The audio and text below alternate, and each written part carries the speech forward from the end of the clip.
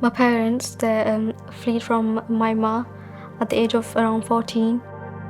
My dad's father was shot by the Burmese military.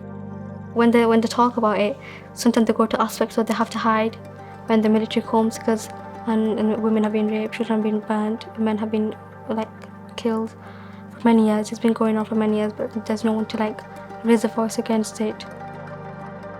My parents fled to Bangladesh, and they lived in the refugee camp for 18 years before we came to Bradford. I am a Rohingya Muslim. Many Rohingyas like me are from Myanmar. We're an ethnic minority, and so many people don't really know that there is even a minority called Rohingyans. Well, most Rohingyas are in Bangladesh, live in refugee camps, but the Rohingyans are scattered around the world. Some here, some in America, some in Thailand, some in Malaysia. But they're all there for one reason: to keep away from the persecution and the torture from Myanmar. Well, I came to Bradford when I was around 3.5 years old. I think it was around February 2009. The UK government has given us citizenship, even though we came as refugees. They gave us all the rights that others had. They let us merge into the society like others. And now here we're living no one even knows that we're refugees, no one knows anything about us. The opportunities that I have here, my parents didn't have that when they were small. I can have a good education, free education. I can confidently say something that I want to become this, and I have hope that I will become that. But my parents, they always had a lack of hope.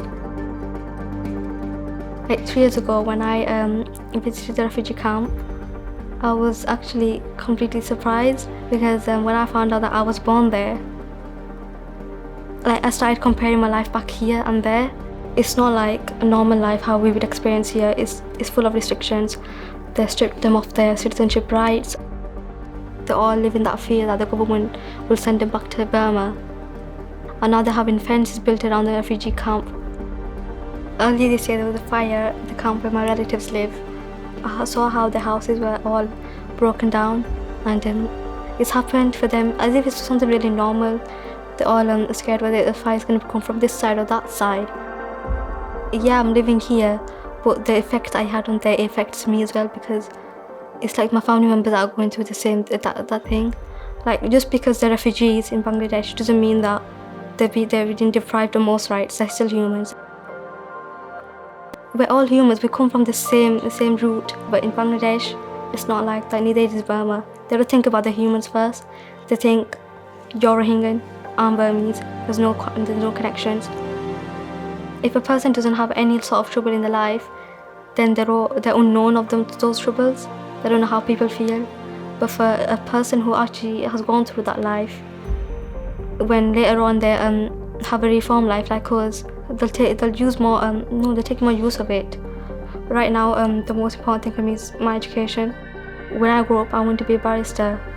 If law's there, it protects you. And from my parents' background, where they were in Burma, the law was there, but for only for the rich, not for the poor. Every human being deserves the right to freedom. This allows them to make their own decisions. This allows them to go where they want without any restrictions. And freedom is something that if you have, it allows you to think more widely. It allows you to dream. It allows you to raise your hopes more. I'm using my voice here to explain about my life and my parents' background. Because if you have a voice, you can stand up against any violence, any torture. One person raises their voice against one violence, then 100 will raise after. If we were there, we wouldn't be able to do this. The media, the press, would never know a single thing about it. What I like about Bradford from all other towns is that it's quite diverse. I like the diversity. I like how everyone is welcomed. We may be from different countries, we may speak different languages, we may eat different food, we may like different things, but the most common thing is that we're all humans, we have feelings, we have the right to live. Humanity is, some people understand it, some people don't. And the main thing, I think if everyone understands the concept of humanity, everything will fall back into its place.